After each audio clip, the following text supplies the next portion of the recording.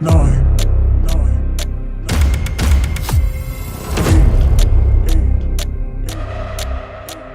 seven, six, five, four, three, two, one.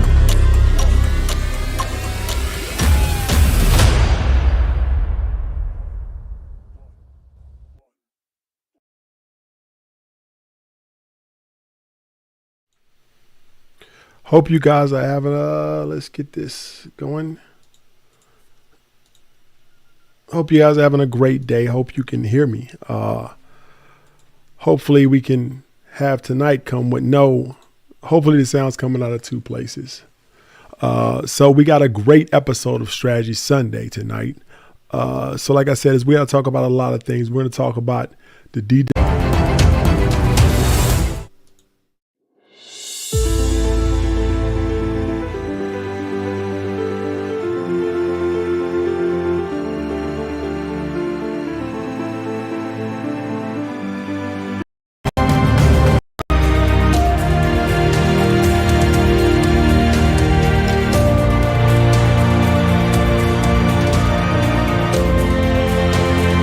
But like I said, we got to talk about a lot of things. We're going to talk about the de-dollarization, the gold standard, digital dollars, Meta all in, AI stocks, Airbnb, and one hot stock. We got a lot to talk about, a lot of things. So let's get into it.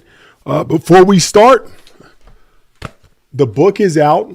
My long-awaited book, The Strategic Millionaire. We talk about trend cycles, market cycles, a mindset of a lifetime of wealth building with 7 laws that I've learned over my life to understand the value of money and understand how to make money work for you and understand the mindset of when it comes to money. So like I said, right now, pre-order it on Amazon. I'm still trying to get back to the #1 spot. I hit #1 bestseller. I hit #1 new release last week. Sales have slowed down a little bit. I need you guys to help. Get it right. #7. I needed to get back to #1. Hopefully you guys can help with the it should be a sound now. So you guys got sound now on Instagram? You should have it now. Got sound now on Instagram? You got it now though? You should have it now. So you should have sound also on, can you hear me now? Right? Yeah, you can hear it now. So like I said, is that we have a lot to talk about tonight. We got a lot of great things to talk about. But first, I want to talk a little bit about, let's make sure that YouTube's okay. But I want to talk a little bit about the dollar, because this is the most important thing that's probably happening right now. And it's going to affect everybody a lot, right? We got to talk about the de-dollarization of the US dollar, right? And what I mean by that is that the United States, we're doing good. Audio latency. Okay. So the audio should be catching up. But like I said, is that, I want to talk a little bit about the de-dollarization is happening right now in our country, right? And what I mean by that is that the U.S. First, let's go back a little bit farther. I want to talk a little bit about. Let me tell a second here. I want to talk a little bit about. Give me another second. Let me get this quality down a little bit. But I want to talk a little bit about when I was a child, right? I'm 40. My birthday was actually last week, 31st, on March 31st. It was on Friday. I'm 42 years old. God has blessed me with 42 years on this earth, and I gotta appreciate him for that. Because a lot of people I grew up with died, and violence and stuff like that. And to be honest, I never thought I'd make it this far. And people always say, "How didn't you think it?" Because I just thought that something would eventually happen. I just always thought that something would eventually happen to me before I hit this age. So I'm very grateful for these 42 years. But as I thought about my birthday, thought about everything I've been through, thought about my life, I remember one of the best times of my life was when we lived in a place called Arborwood in South Carolina. It was an apartment complex. And there was a lot of kids around my age at that time. We didn't have video games back then. We played outside. So what we would do is that we would walk to the candy store, right? So anytime my grandparents, anytime my uncle, anytime anybody came by the house, we would like, Uncle, we called him Uncle Bubba. Uncle Bubba, give us $1. Big Daddy, give us $1. Please, we always asked for $1 because we knew the buying power of $1. You could take that dollar down to the corner store and fill a whole sack full of candy. And that was one of my best times in my life, is walking with the kids with $1 in your pocket. And you're going to walk home with a bag full of candy. Can't do that no more. Annihilators were 5 cents. Lemon heads was 25. And I think it was 15 cents at that time. What do you call those things? Jolly Ranchers was 10 cents. So you can be careful and fill up with a whole bag of candy. All right. But you can't do that no more because of a nasty word called inflation. But why does inflation exist? It shouldn't exist. We've been tricked to believe that inflation is just part of life. In our salary, we get an inflation raise. Well, that's, we really didn't get none. That's just how it is. Inflation is every year. They've tricked us to believe that that's just how it is. Inflation should not exist. And it started in 1971 when we left the gold standard completely. That's when massive inflation that we consider okay, 3-4% a year, that's when it started. It started at that point in 1971. So I want to talk a little bit about some of the dangerous things that's happened. Now I want to explain the gold standard. Then we're going to talk a little bit about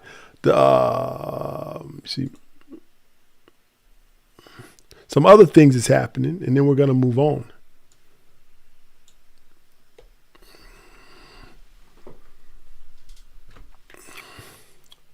So give me a second here. So, like I said, is that we have a lot we're going to talk about today. So let's get into it. Dedollarization. So if you guys have been paying attention to what's been happening in the economy, is that Russia and China said they're going to drop the US dollar as a reserve currency or when they're doing business. And the media really hasn't put it on the news. A lot of people, the people in the know are talking about this is serious. This is 10 years ago, 15 years ago, this would have been an act of war. It was an act of war to not use the US dollar, right? And it would have been an act of war 10 or 15 years ago, but the United States is not as strong as we were before. So now they can get away with it, right? And everybody says they should have the right to use whatever dollar they want. And I agree in a way, in a concept. Yeah, they should. But the United States power since the Second World War, since we left the gold standard in 71, even more so, has been completely and utterly because of the US dollar. That's how we're able to put sanctions on countries. That's how we're able to make countries do whatever we want. That's how we're able to make our will happen all over the earth, is because most countries, the vast majority of countries on the planet, when they do business with other countries, have to settle in US dollars. Now, this has created an incredible amount of power for the US government. And it's a lot of our military might is based on that one fact that the dollar is our superpower, and now Russia and China are threatening it. Saudi Arabia is thinking about it. Now, what does this mean? Now, the US dollar is not backed by nothing at all, right? It's just paper, really, but it's backed by power and trust in the US government. That's the reason why it has value. It's not backed by nothing. So the value is in the trust and the power of the U.S. government. So if these countries ditch it, then the power is gone. It's worse. It goes back to being what it is, paper, right? So it's very dangerous what's happening now. And I'm telling you right now what I'm doing. I'm not keeping a lot of cash in the bank because I don't think inflation is going to go away soon. I don't care what they're doing with the interest rate. As I see these things happening around the world, I think we're going to have 10, 11% of interest rate for the next decade, right? So that means that cash in the bank is a liability. Now, you got to keep some for daily life or whatever like that. But, man, I'm getting rid of everything, putting it into some assets. I'm keeping very little cash on hand. I'm going to invest any free cash in real estate, something, crypto, stocks and bonds. And I'm going to keep large sums of money out of the bank. If it's sitting there, inflation hits it over here, you just lost 10% of the value of your money, right? So a lot of countries are starting to look toward the Chinese Yuan. I hope I'm saying it right. Yuan for settlements between Russia, Asia, Latin American countries. Now, this is very dangerous, right? Another thing I'm going to explain right before we get into the gold standard is that the United States has a ridiculous debt. Trillions and trillions of dollars. I don't know the exact number, but a lot of people say, oh man, the debt's going to hit us one day or whatever. But the thing you don't realize about the U.S. debt, it really don't matter. And it really don't, you know how we put the screws on other countries? The way we do it is because we're able to tell them, hey man, that's like you let's say you're in a neighborhood, right? You're a loan shark. Half the neighborhood owes you money. Well, you can call in the loan whenever you want. That means as long as these people owe you money, they got to do whatever you say until they pay the debt. So the United States loans out money to other countries, and we also take out loans. And until they pay that debt back, we owe them, right? Now, think about this situation. In what denomination are the debts in? If the whole world used the US dollar, everybody's debt's in US dollars. Now, if I'm another country, I can't create my own dollars. So I got to find a way to earn them. The United States can just print them up. You see how much power that gives you? Let's break it down a little bit more. Let's say me and you, I'm just saying somebody, one of you guys listening or whatever, you owed me some money. And it was in Mondo dollars. It was in Tall Guy Tycoon dollars, right? Let's say that. Tall Guy Tycoon dollars. And I print them on my computer here, and I have to stamp it with a stamp that I only have to make it legit. And I say, hey man, you owe me 100 Tall Guy Tycoon dollars. How you going to get the Tall Guy Tycoon? I'm the only one that prints them. So you got to do whatever I say. And look, man, clean my dishes. Here's a Tall Guy Tycoon dollars, and you pay me back. Hey, go out and cut my grass. Here's 10 Tall Guy Tycoon dollars. You pay me back. But you owe me, and how you going to get them without doing something for me? Now, let's say I owe you in Tall Guy Tycoon dollars. I don't have to do nothing you say. I can print them up and send them over to you. It gives an incredible amount of power to the U.S. government. An incredible amount of power. Let me get this in. To the U.S. government because they're able to print those dollars up. An incredible amount of power, right? So we got 495 people. No, we got 595 people on YouTube. I need you guys to like the content and subscribe if you haven't already. If you're on either platform, the CNC is back open. So if you text the word CNC to 888, missed it. You text the word CNC to 888-709-2614. You'll get a link. You can click the link in my bio and also join. We've made a lot of money last week also in the CNC. If Mark is on Instagram, could you put that message back? I missed it. No, actually, I think I pinned the wrong one. So let's move on. Oh, thank you for the birthday stuff. A lot of people here, happy birthday. Let's move on to the gold standard. Then we're going to talk about the digital dollar. And we're going to talk about Meta, something that happened in the Meta. We're going to talk about AI stocks. And we're going to talk about Airbnb and one stock that I think could explode quickly. I think AI stocks are still going to go up, and we're going to explain why in a few minutes. So let's move on to the gold standard. There's a few things I want to talk about the gold standard.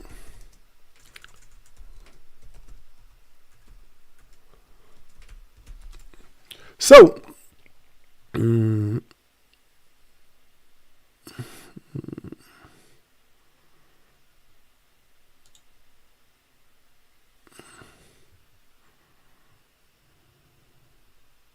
okay, got you. All right, so the gold standard, right? So the US dollars used to be backed by gold. So if I had a gold dollar, I appreciate you, Mark. So if I had I need somebody to put this CNC thing on here. I don't see it. Mark, you got to put it again. But like if I had a dollar back in the day, right? I would take that dollar to the bank and I would say, I want to exchange this dollar for silver or gold. And they would have to give me the equivalent in gold. That's how it was before 1933. And I'm going to tell you some scary stuff about gold. And this is why it's so important. This is why it's so important that, so dangerous, I should say, that China and other countries are thinking about dropping the US dollar. I'm going to tell you why it's dangerous right now. And it's very dangerous, very dangerous. Before 1973, I could turn in my dollars. Each dollar was backed by gold. There was zero inflation, none, no inflation at all. A dollar in 1900 bought you roughly the same in 1933. There was very little inflation up until that day, right? 1933, they said emergency act. President Roosevelt said he has to take the U.S. a little bit off the gold. He's going to take the U.S. a little bit off the gold standard. But what he needs for everybody to do, Executive Order 6102 said that all U.S. citizens have to turn in their gold. If you got gold coins, you got gold necklace, you got a gold watch. The United States government needs your gold to shore up the reserves so they can print more money. Now, they would pay you for it in cash. And they set the price $35 an ounce, but they went with a bag to every single U.S. citizen in the house. Say you put this gold in this bag. If you don't put it in, you get 5 years in prison and a $10,000 fine, which in those days was like $200,000, right? But topical Cubana, I'll see you later. Block forever. So back to what I was saying is during this gold standard, during this gold time, right, is that the U.S. government went door to door and asked everybody, put the money, you got to put the gold in the bag, like this song, throw it in the bag. We need all of your gold in the bag right now. Almost like a robbery, but they paying you for the gold at their price, right? Every U.S. citizen had to do this, right? And then they shored up the reserves so they were able to print more money to help fight the Great Depression that was happening at the time, right? So in the 1950s, all the gold, and during the 1930s, that gold was turned into bricks, gold blocks, put at Fort Knox, and now U.S. can print more gold up. They let the auditors come in the 50s, late 40s, early 50s. Auditors came in, checked the gold. They drilled into it, make sure it was solid, tested the gold for purity, and they said there was enough gold there to back up the U.S. Dollar, right? So 1950, remember this was in the 1950s, 1940, 1950.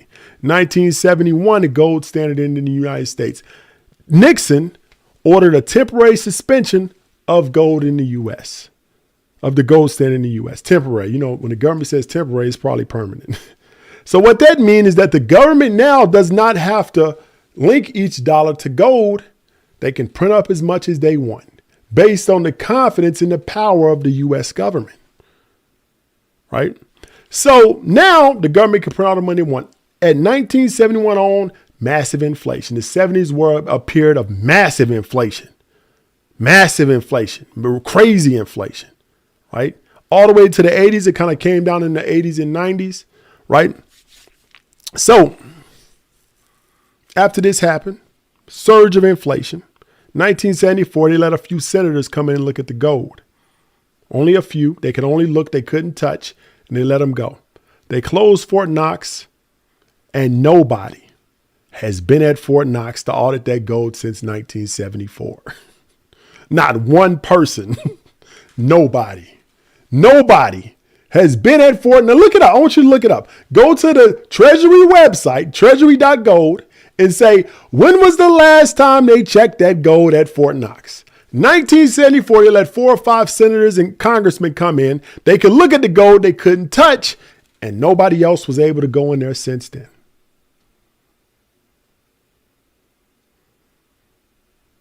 That was it. And from that point on, the U.S. government, the dollar has been backed up by the power, the might, and the confidence in the U.S. government. So that gold may not even be there. So if the gold's not there, all we got is smoke and mirrors. So if these countries start dropping the U.S. dollar, the United States is done.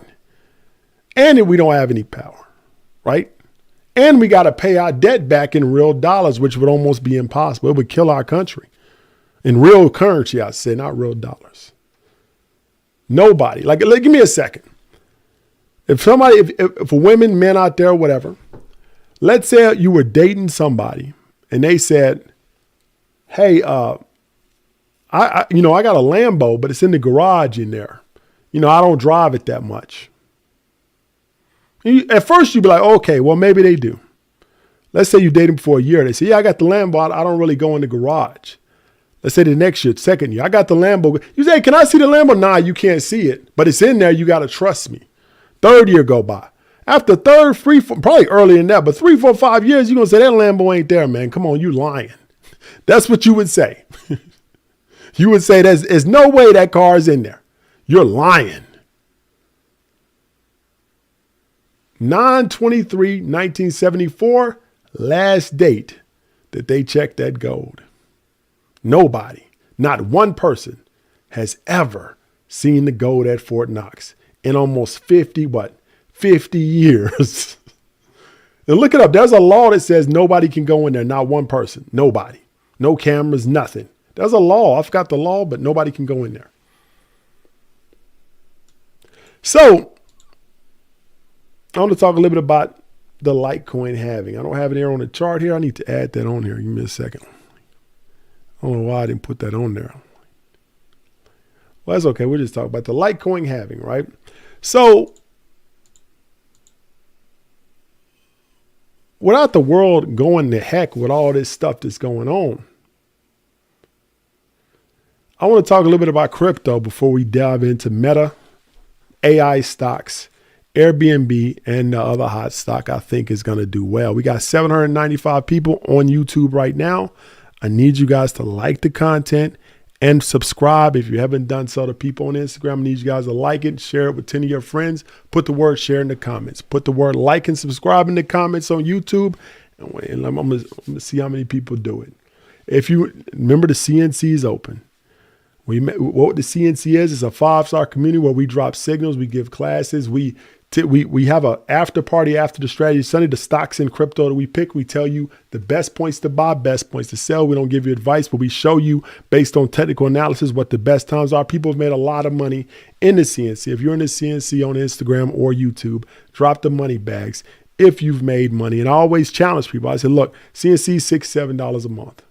If you don't make 3 times your money back in the first month, message me, message one of the team, and we'll refund you and give you a month free. That's how sure we are of the success rate in the CNC.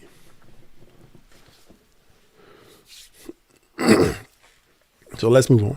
We got 1,000 people right now we just passed over 1,000 on YouTube. If you're on the YouTube, remember, like the content and subscribe to the channel right now. We got 1,000 people on YouTube right now. We got 1,049, right? So we'll talk about the Litecoin halving later. We'll talk about the digital dollar and the Litecoin halving, right? So the digital dollar, right, is supposed to be coming in July of 2023 this year, right? So the government, I've been in crypto a long time. It's 2011 I started. That was the first crypto I bought. I really got heavily into it around 2014, 15. I'm not going to lie.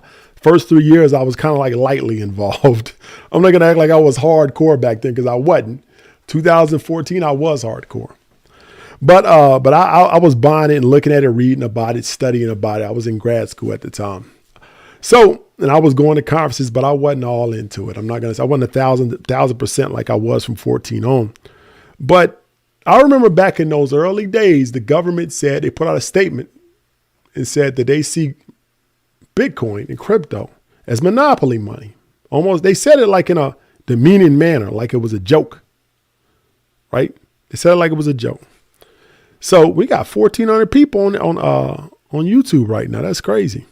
How many people we got here? We got 700 on Instagram. We doing good. We got a total of over 2,300 people right now listening to this live stream. 2,300 people on YouTube and Instagram. This is what we're talking about. We're trying to change people with what we're doing today. So digital dollar, right? Digital dollar. The government wants to put out a digital dollar all of a sudden, right? Even though they said Bitcoin was monopoly money, and they're trying to copy how Bitcoin was created and the structure behind it in their own digital dollar. Now, the scary part of a digital dollar is that now the government can track every single dollar not like Bitcoin's anonymous, right? You can still track it and stuff like that, but it's still mostly anonymous. If you really wanted to hide yourself on the Bitcoin blockchain, you could. If you really put the effort in, you still could. Now, if you go through Coinbase and all this stuff and these intermediaries, you're giving your identity away. But if I really, truly wanted to hide myself in Bitcoin and put the effort in and knew what I was doing, they couldn't track you. But with the digital dollar, they can. They'll know everything you do, and they'll be able to tax you as you get the money and as you spend it in the back end. That's how taxation will probably work in the future. It's probably built already into the system. So instead of you doing your taxes at the end of the year, they would just take it out as you spend or take it out as you receive. So you would just never get the money because they would take it out. It'd be like a fee. Like Bitcoin has fees. It'd be like a type of fee every time you buy or send your coins, and then the government would take its fee. Now, the scary thing is they can raise or lower that fee whenever they want to, right? And they also, the privacy concern is that they can track every dollar, they can track every identity. Every wallet will have an identity on it. So it'd be very scary for a person to spend, right? So, second thing I want to talk about is the Litecoin halving that's coming up. Now, we all know how powerful the Bitcoin halving is that for those who don't know what Bitcoin halving is, a crypto halving is, I'm going to tell you what is. Early in the days of crypto, Litecoin was an early cryptocurrency. It's like one of the first 5. In those days, 2008, remember there was a big mortgage crash. 2009, Bitcoin was created. And one of the mechanisms that was created in Bitcoin to make sure that there was little inflation and the price would constantly go up was the halving mechanism. And what that is that every 4 years, roughly, the amount of Bitcoins that get generated every day gets cut in half. The supply gets cut in half. Now let's think about something else that gets cut. Let's say the OPEC just cut the oil supply yesterday. The price of oil will respond next week. Instant response because the supply has been cut. Now we know what day these Bitcoin, Litecoin halvings are going to occur. And historically, every single time either one of these coins has done a halving, the price has doubled immediately after. I mean, immediately 6 to 18 months after. It's right there in front of you what's going to happen. And Litecoin's halving is going to lead right into the Bitcoin halving, and Bitcoin drives all cryptos up. So right now, Litecoin's at about $96 a coin, right? The halving in Litecoin is scheduled to occur August of 2023, right? So many analysts say after about 3 to 4, 5 months, 6 months after it, they expect the price to reach $150, $200. Then once the Bitcoin halving compounds that, Litecoin could easily go to $1,000 before the end of next year, early next year. Right now we're at 96. That's a 11, 12 time return. So I encourage a lot of you to research this and take a look at that Litecoin halving that's coming up.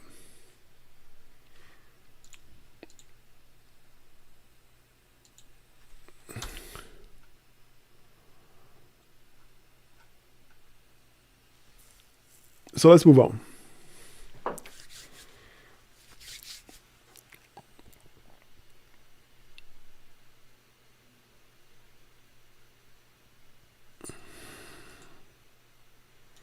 Next thing we want to talk about is Meta. So, Meta, which used to be Facebook, has decided to roll out verification for everybody. Be honest, man, I'm so confused and I don't even know what's going on, man. Like half the people I talk to verified now. It's going to take a little bit of time to understand what's going on because it's like everybody's verified now. Who's who? But it will eventually figure it out. And it's not, like I said, I never really put too much stock on verification anyway, because I prefer to be verified in real life. That blue check didn't really mean much. I had it for 4 years now, but like I said, it didn't really, I didn't care when I ain't gonna lie, when I first got it, I was happy. But after like the first week, I was like, back to life now. And I really didn't put too much stock in it. And I don't now. But I want to talk about why Meta decided to do something like that. Because it sounds a little crazy. Like, why would they let everybody be verified, right? Now, I can understand letting everybody have account security and increased visibility, but the same color checks don't make sense. But it does make sense if you understand where Meta is right now. And if you understand what's happening to the company, right? So there was somebody who I trust. He runs a podcast. I forget the name of the podcast. I hate to not say his name when I say this story, but I heard it on his page. And I actually, if you go to my story, I put his what he said in the story. So you can find out his page there. Sleep is for Suckers. That's the podcast. Sleep is for Suckers. I slipped my mind for a second. So in the podcast, Sleep is for Suckers, he knows somebody who works at Meta, somebody who he trusts. And if you work for a tech company, I've worked for several, they have an all hands meeting where everybody got to show up. The CEO talks to everybody, hypes them up, talks about what's new for the company, and talks about the objectives over the next quarter, next 6 months, or whatever the case may be. So apparently, Mark Zuckerberg got on stage and said 3 words: all money in, no money out.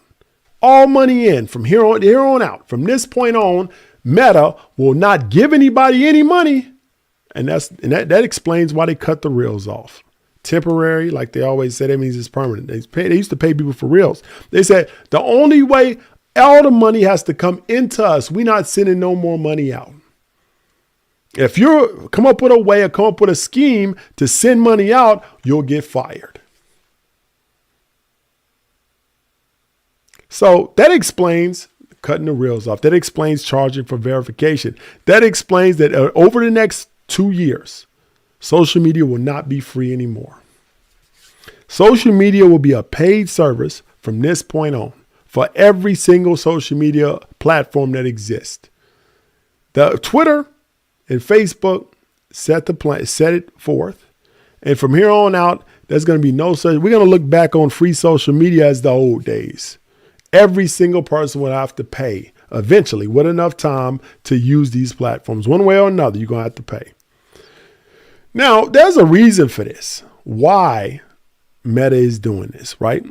So there's 2 reasons. One is called the law of numbers. As a company gets bigger, the revenue that they create, it's called the law of numbers in business. As a company gets bigger, the revenue they create is incrementally a smaller amount to the overall size of the company. You see what I'm saying? So because the company keeps growing, if they can't make the same revenue, the revenue has to grow with the company, right? And that's the sad part about being a large company, being a successful person, really, is that a lot of times people will tell somebody successful or successful, I mean, why don't you just stop? You're good where you are. NBA players, you hear people say this too. Athletes, you say, well, you're already on top. You just won the championship. Why don't you just stop? Why are you still working so hard? Because you have to. Because there's no such thing as stopping. You got to constantly get better. And that's the truth of business as well. You got to constantly increase the revenue. If you stop or slow down, you're actually going backwards. And that's actually considered in the law of numbers. Now, the other thing is what's called the business market cycle, right? And what happens in the business market cycle is there's 4 phases. There's launch, there's growth, there's maturity, and decline, right? Launch is the beginning of a company. There's a lot of happiness. There's a lot of excitement. Companies are started early. Growth is also exciting because the stock price keeps going up. Everybody's happy. Normally the IPOs happen during this time. Third is maturity. That's when a company has taken over everything and there's not anywhere else to grow. So they have to look for new ways to create revenue or they'll go into decline. They have to reinvent themselves. They are forced to do this over and over and over again because they're too big now to really fail, right? If they fail, if they stop, they actually go back. They go backwards, right? And that's where Facebook's at right now. It's immaturity. It's immaturity. So that means that they've already saturated the market. There's no new users to get, really. So They have to find a way to increase that revenue. And this is why verifications ran out. And after 6 months to a year, after everybody's paying for verifications, because of the law of numbers, they got to find another way to make money. So they're going to charge users. Then they got to find another way to make money. So they're going to show you more ads. It's almost like, it is like, you ever wondered why brands go to Walmart, Reebok, and One, Baby Fat? Why would you think about this? Why would a brand put their brand in Walmart? Because you know that's the death of the brand. It's over. Reebok's in there now. You know it's over. It's over. Once you put a brand in Walmart, the cool factor is done. It's over. And that's because of the business market, the business cycle, is that they're in that late maturity of the third phase of the cycle. They have to do something to get some money. So they put it in Walmart, even though that the very act of putting it in Walmart causes a decline of the brand. So if Facebook's not careful, Meta's not careful, these acts that they're doing will actually cause the decline of the entire platform. Now, one of the ways out of maturity and keep maturity going for longer is reinvent yourself. And I think that that the metaverse reinvention that they're trying to do is also part of this strategy. They have to reinvent themselves or they're going to go into decline very quickly. And I still think, and I still have a lot of hope for them being able to reinvent themselves. But I think if they're not careful with the Instagram, Facebook, charging people, they even lower engagement. You guys know that the engagement rate has been going down over the years. That's also part of it. Is that back in the day, you get a 10% engagement rate. It means if you had 10,000 followers, you get about 10,000 likes on each picture, right? Or each thing you do. Over time, that's going down because Instagram's immaturity. They have to limit that so people pay for ads. So the very act of the things they're doing to create revenue is killing the platform. So if they're not careful and able to reinvent themselves, this could be the decline of social media altogether. So let's move on. Before we do, can somebody put the CNC stuff in Instagram here? If you're on YouTube, like the channel. We got 380 likes, but we got 800 people in here. How is that possible? Y'all need to like the content. If you haven't done so, subscribe to the channel.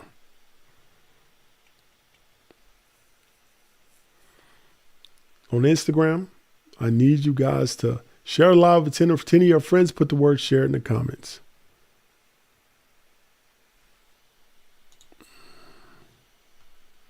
So next thing I want to talk about is AI stocks. We don't have a lot of time, man. We got a lot to cover tonight. So NVIDIA, for those of you that didn't watch, about 2 months ago, or middle of January, we called out NVIDIA when it was about 140.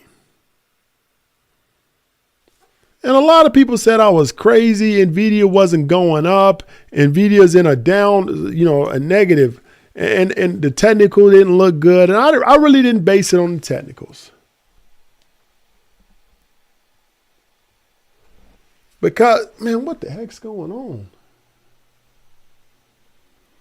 To be honest, I didn't base it on the technicals. I based it on a macro event that was happening that was called AI, an AI explosion. And I said, look, man, NVIDIA is going to be forced. We're going to be forced to use NVIDIA's chips for this AI explosion. There's no way around it. NVIDIA's price almost doubled since then, up 90% since we made that call. Made a lot of people a lot of money. People have changed lives, especially in the CNC. We took out options, made people 5, 10, 15 times their money over the last 6 months in the CNC based on that one call. One. The money bags in the CNC are right there. People told me, they bought cars. Somebody sent me a Tiffany a basketball because they made so much money. Let me see if I got that ball. Because they made so much money in the CNC. Actually, that's a real Tiffany's ball. A collaboration between Tiffany and Spalding. So what's going to happen now? Can NVIDIA continue to go up? Right now it's at what? What is NVIDIA at? NVIDIA is at, I think it's like 260. is at 260, 277, right?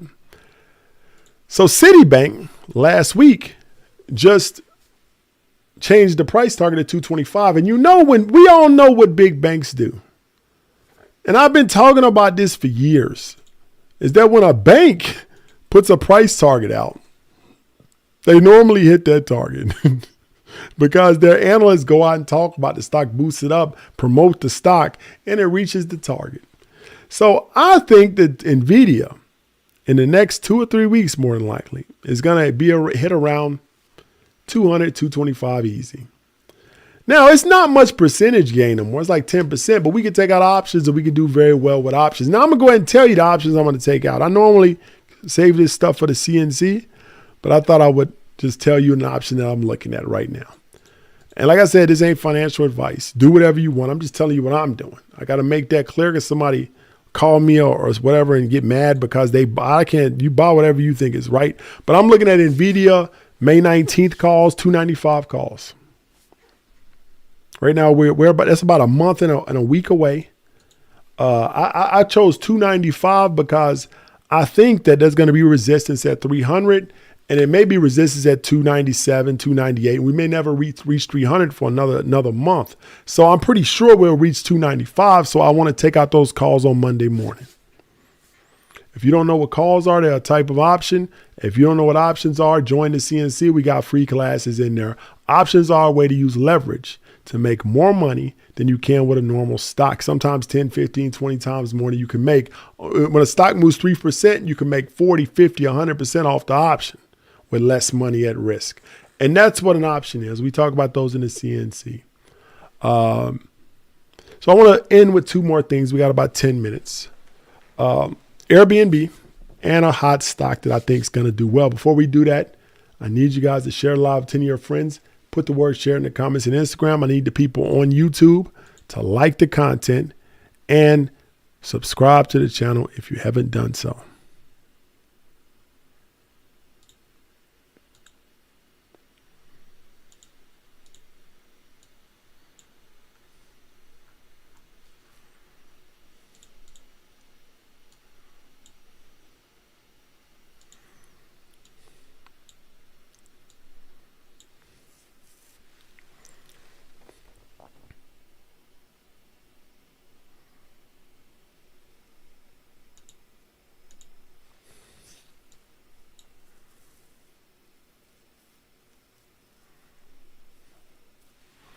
Let's move on.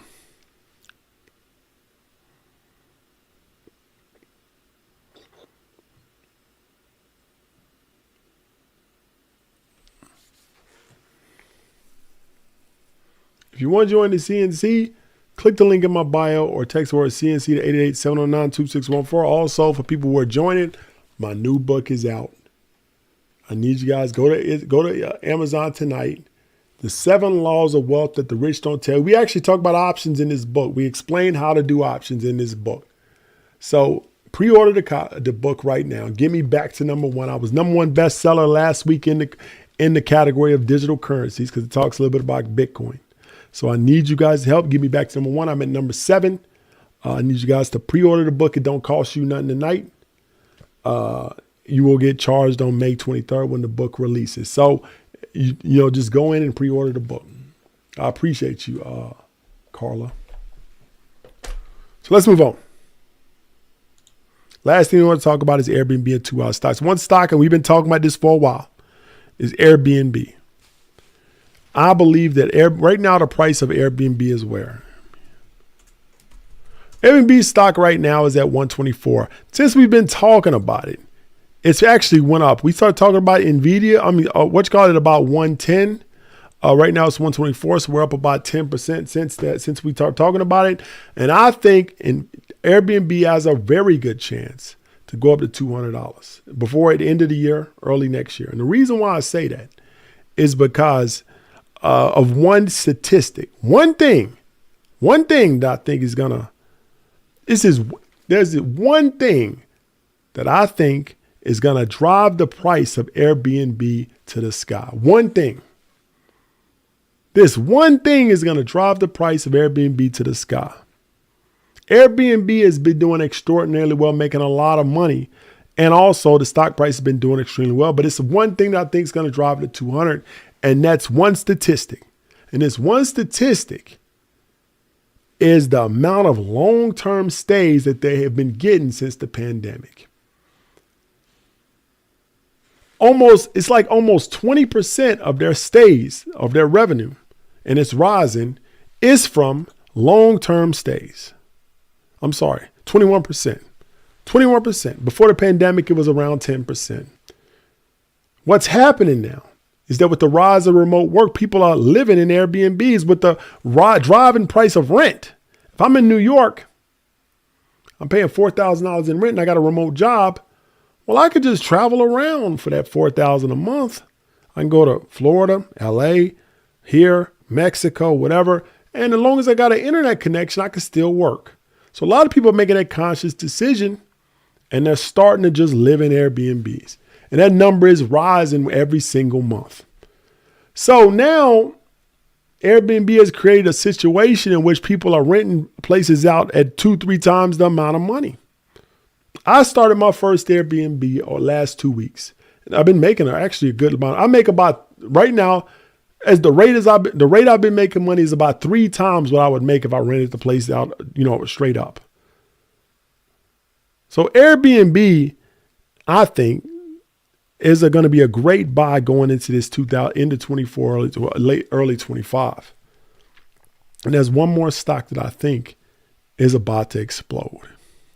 I think it could go to $200, $250 for the end of the year. Right now, it's about $150. A lot of people don't know about it, but before we talk about this stock, I need something from you guys. Share the live with 10 of your friends in the Instagram. On YouTube, I need you guys to like the content and subscribe to the channel. We got 465 likes, but now we got 820 people. 820 people. And on YouTube, but we only got 400 likes. That's impossible. I need y'all to like the content, subscribe to the channel. The price of the CNC is $67 a month. I may stay on and talk about the de-dollarization some more after the 55 minutes is over, but I'll be on YouTube. I'm not doing it on Instagram. So if you guys want to come over, but I'm going to talk about this one stock. The stock is Snowflake. We've talked about Snowflake before in the past. C3.ai, I still think that's going to go. I think, like I always said before, Mike, I said C3.ai is going to $50 for the end of the year. If you want to go to YouTube, just put in Tall Guy Tycoon on YouTube. The live will come up. So I'm going to continue the live after this and just talk about de-dollarization. But right now, we just want to talk about this last stock before we cut off the Instagram. Cloud computing has opened an unprecedented amount of data analysis for companies who before could never pay for it. And Snowflake is right on the edge. Remember about 2 years ago when Snowflake IPO, we made a bunch of money on the IPO. A lot of money on the IPO, but it retracted a little bit. Now it's coming back. So Snowflake is a cloud computing company that works with data, large data, what's called big data.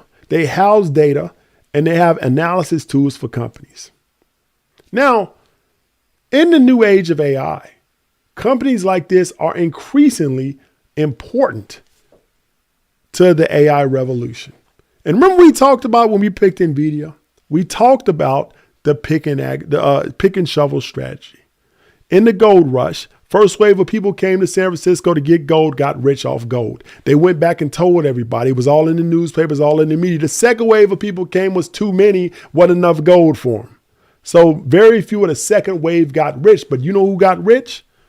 The people who sold the picks and the shovels to the second wave. The people who were smart enough to know, I got to invest in what these people are going to need for this new phase of the revolution or trend. The people who did laundry, the people who sold food, the people who provided housing, all of these people became rich off the second wave of people to the wave. Now, when this AI wave starts to go into the second wave, the companies that provide the platform, the infrastructure, and the tools to build this AI future are going to be the ones that profit. And if we think a little bit further, we invest in those companies, we're going to be the ones that profit along with them. So with that being said, I'm going to YouTube now.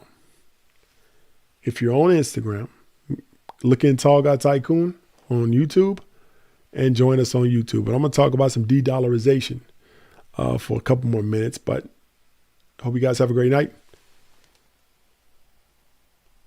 So now that I'm on YouTube solely, we could talk a little bit about de-dollarization. So I'm going to answer any questions. We're going to go back to, I'm going to put it back, clear this thing out so we can start talking about de-dollarization.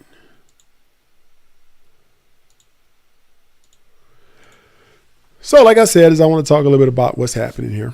I'm going to give you guys can ask any questions you want, but like we said before, it's very, very dangerous that countries are dropping the dollar. It's very dangerous that companies are dropping the dollar. And like I said, is that it shows that the United States is not as powerful as we once was. Like I said, 10 to 15 years ago, no country would have dared to drop the US dollar as their reserve currency, because it was 15 years ago, that was war. That's war. You can't drop the US dollar. Like, you can't secede from the Union. That's war. Tennessee can't say, look, man, we're tired of the United States problems. We just want to start our own country. That don't happen, man. It sounds crazy, right? But it doesn't happen like that. You can't secede. If a country secedes, it's a war to get them back in the Union. It's like a gang, blood in, blood out. Once you join, you can't get out. It's the same thing with the dollar. The dollar it was like that up until a few years ago. Once you get in, you can't get out. It's too late. But now, because the United States is weakening, countries are uniting against us. It's the perfect opportunity now, as the United States economy is weakening, it's a perfect opportunity to start dropping the dollar. And this is going to have long-term effects in our society. And I was joking with somebody earlier today. And I was saying, man, is that you got to think about how bad it is. All of our debts, our taxes, everything is denominated in US dollars. So, and that we can go into hyperinflation. And other countries, has happened to other countries in the past. What hyperinflation is that the confidence of the dollar has dropped so much that people don't even trust it no more, or a money supply in a country at all. So the inflation will actually be daily, like 5-10% a day. That's what happened in Germany. That's what happened in a lot of African countries. That's why you hear people with barrels of money to buy a loaf of bread. That bread, it didn't take that much before. So when confidence in the U.S. government loses on a mass scale like that, it could be crazy. And let's think about this situation. It could be good for some people. Your house, how much you owe in your house? Let's say you owe $500,000 in your house, right? You owe $500,000 in your house. So if the dollar hyperinflates, now, you have to be paid $300,000 a year for a job at McDonald's just to live. But your contractor, your house is only get $300,000. So the mortgage banks and everything massively lose value in money, which actually it hurts the economy even more and creates more hyperinflation. So normally that's the end of a country when that happens. Now, Saudi Arabia is talking about dropping the dollar also. Saudi Arabia is saying they're thinking about dropping. Now, if these countries drop the US dollar in mass, it's very dangerous. And I don't know how we're going to get out of this. It's war. And I would go as far to say as this is all planned. A war is probably coming eventually. I don't want a war. Of course I don't. My kids will probably be at the age by then. By the time the war starts, my kids are 11 and 8. And in 10 years, the war will probably be getting bad, and they'll be drafted. Right? So it's scary times. And a lot of people don't realize how dangerous this is. This is dangerous, man. Somebody says, how can we capitalize on hyperinflation? How can you capitalize on? All I can tell you, really can't capitalize on it so much. It's ways you can, but they're probably complex. But you can protect yourself against it. That means that get your money out of the bank. I'm telling you right now, I'm not keeping a lot of money in the bank going forward. In a state of hyperinflation, in a state where the dollar drastically loses value, you'd be better off buying a gold watch than keeping your money. You'd be better off buying luxury goods, anything to get the dollar out of cash. That's how bad hyperinflation is that you'd be better off putting all your money in Louis Vuitton bags because they're going to go up in value. The dollar's dropping. And that's probably one reason why you've seen a lot of stuff that said Rolexes, for example, they're going up in value. Houses have dramatically went up in value. Louis Vuitton bags, Birkin bags, all these luxury goods are going up in value. They're not actually going up. The dollars, it's just taking more dollars to buy them. We're already in a severe state of inflation right now. It's probably, if the government says 10, 11%, it's probably 15, 18%. Now, the only thing you could do in that situation is keep low cash reserves. That's the only thing you can do at this point. Keep low cash reserves. You can't have a lot of cash. If you're just joining, subscribe to the channel, like the content. We got 555 likes, but 900 people in here. I need you guys to like the content and subscribe to the channel if you haven't already done so. Put your questions in the chat. I'll answer them.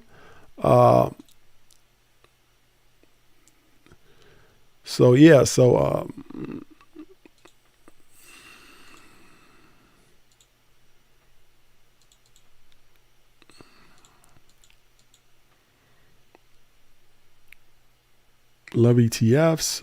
If freeze assets, they might be having paper money. And like somebody asked me one time, they were like, could this be bad for Bitcoin? Yeah, it could be, because the government, after hyperinflation starts, if it starts, they're going to do whatever they can to stop that hyper, like they did in 1933 with the Great Depression. Those were drastic times. So they went with a bag to everybody's door and said, put your gold in. You don't have a choice, because we have to shore up the US dollar.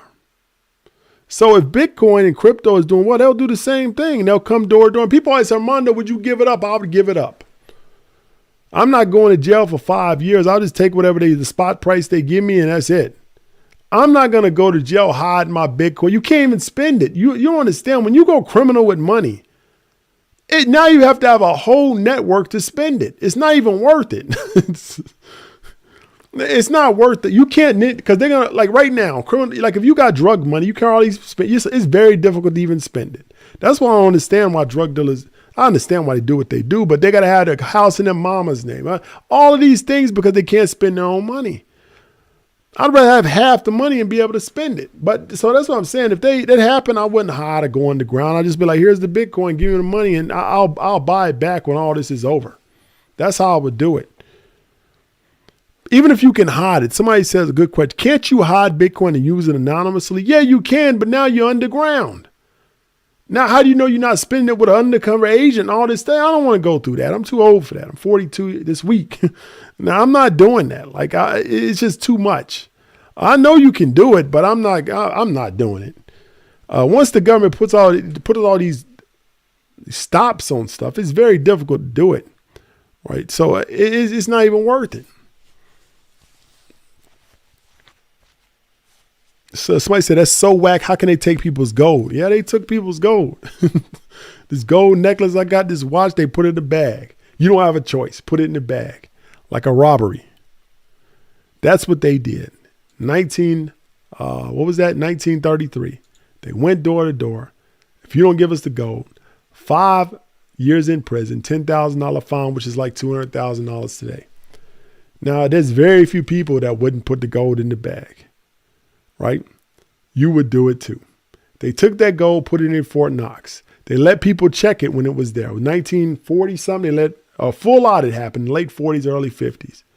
1974, after the U.S. dropped the gold standard, they let 4 or 5 senators and congressmen come in there. They couldn't touch the gold. They couldn't pick it up, but they could look. And those were the last people in history that saw the gold physically at Fort Knox. There's no cameras in the room, and nobody's been in that room since 1974 with all the U.S. gold reserves. Nobody. Nobody's been there. They passed a law shortly after that said nobody can ever go in that room. No, not even the president can go in there. No president, no political official, nobody can go in Fort Knox and look at that gold. Now that's crazy. Somebody could have came up under it and stole it. Nobody's in there to know. And if somebody did steal it, they wouldn't tell us.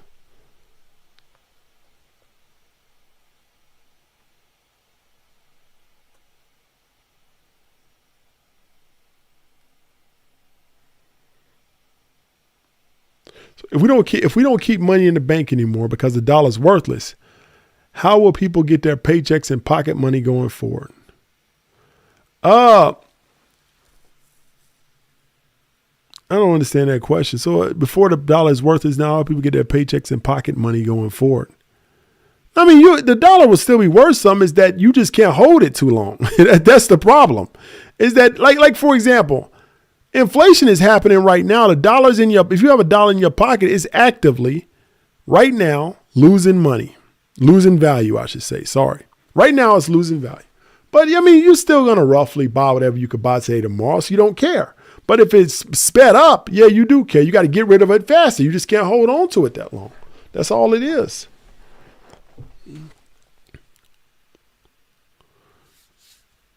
Yeah, the gold may not be there. It could not be there. They wouldn't tell us anyway. So how do you escape the war? I don't know. It's going to be a world war. You're probably not going to be able to escape it. I don't know what kind of hot or cold war. I don't know what kind of war it'll be. But I'm telling you, I think that over the next 5, 10, 15 years, we're being set up for a war. That's the only thing that's the only way this can resolve itself. This is the only way. If everybody drops the U.S. currency, and now all of a sudden they say the U.S., your debt is now owed in Chinese Yuan. Like, let's say, for example, they say, I'm going to say a smaller number. Let's say, like I told you, is that I printed up a Tall Guy Tycoon dollars.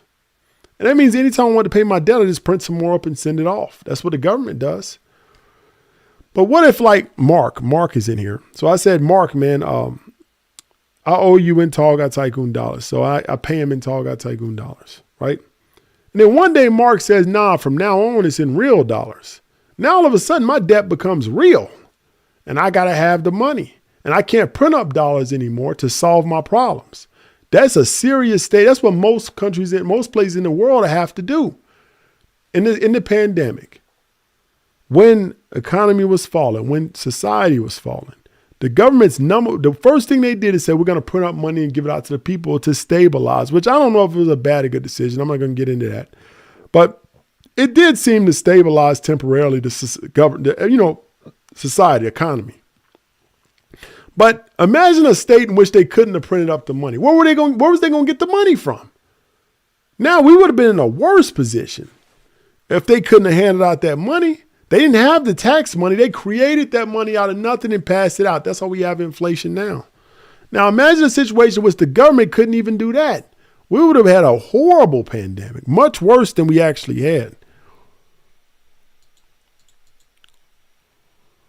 I believe in stocking up on food. And I remember I put up a video on Instagram. And if you go to Walmart, and I'm going to tell you guys to do this again. Walmart has a tub of food that's for 4 people for 48 hours, and it's $20. If you one person, that's a whole week of food. If 2 people, it's 4 days of food. So every time I go into Walmart, I buy one. I got a bunch of them in my house. They last for 25 years in your house. And, as long as it's not too hot or too cold in the room temperature. And I put up a video showing people how to get it on Instagram about a year ago. And people were like, man, they said, well, why are you going to eat all those preservatives and all that bad stuff and chemicals in there? I don't eat organic food. That right there shows you how spoiled we are as a country. That's what people thought when you said that. That's how people thought. I don't eat organic food. This is survival food that in best case scenario, I never have to open. I will be happy and blessed if that food stays in there for 25 years and rots. That's the best case scenario. The worst case scenario, I'm driving around in a Jeep with the food in the back, eating off of it. That's the worst case scenario. If I have to open those, we're in a bad situation. And I promise you, organic food is not going to matter. I promise you, chemicals and all this stuff won't matter. You'll be trying to survive from day to day. And that's how that's how far our people are. That's how far we are thinking. I don't eat vegan. I don't eat this. And I'm saying in a normal society, yeah, you eat that. And keep yourself healthy. And keep yourself eating what you want to eat. But we're talking about a survival situation. And the last thing, that's the last case scenario, is that after all the food is gone, after I've killed all the rabbits around me, after I've fished all the fish off, now I open this food. This is it. I can't find no more food, so we got to go to our emergency supply. I promise you, you ain't worried about vegan and stuff like that no more. It's too. I will already have lost 50 pounds bone skinny before I open that survival food. Somebody's saying it right now, I won't eat trash food. Oh, you'll die then. You got to choose death for your kids, your family, the people around you, or you would eat some food. I promise you, if you're a survival, you would eat. I would eat bugs if I had to survive. I'm a survivor. That's why. Some people wouldn't survive. I'm a survivor. I eat whatever it takes.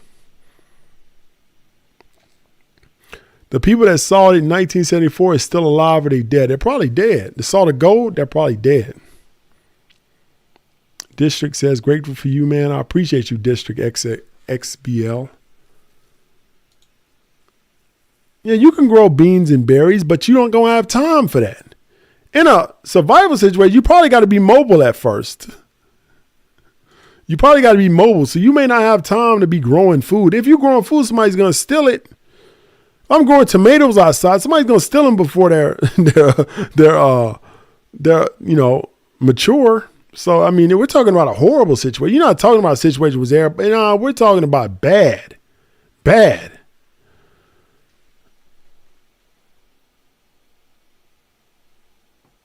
No, I'll be eating no bird flu.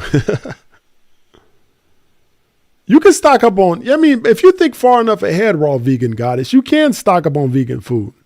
But and that would be the smart thing to do. If you know you can't eat stuff, then start stocking up on rice. Because if you take rice and you put it you suck all the air out and you put it into a 5-gallon drum and you seal the drum, it lasts for 20 years like that.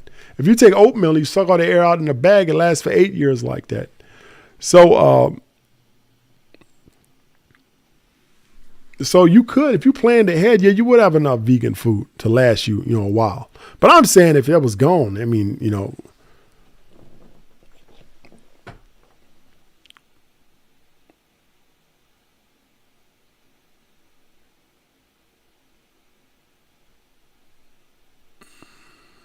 thank you, Raw Vegan Goddess. I appreciate you. So like I said, if you're listening, like the channel and subscribe to the channel if you haven't already done so. Remember, get the book on Amazon tonight, pre-order. I'm trying to get back to number 1. It's the Strategic Millionaire on Amazon.